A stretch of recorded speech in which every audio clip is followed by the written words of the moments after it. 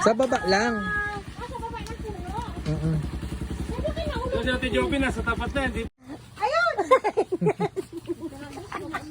Nasa lupa ba lang? Ayun, ako na. Asa? Sa lupa lang ba?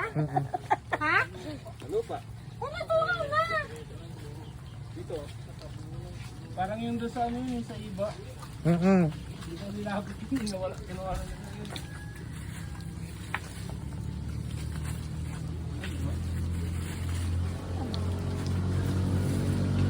Anak ka na! Sayang, boss. Tapos ko, tinapakan niya yung kamay ko. Hindi ko talaga matanggal. Kalat na ba dito? Bulati naman nakikita ko eh. Pare, pala. Pala.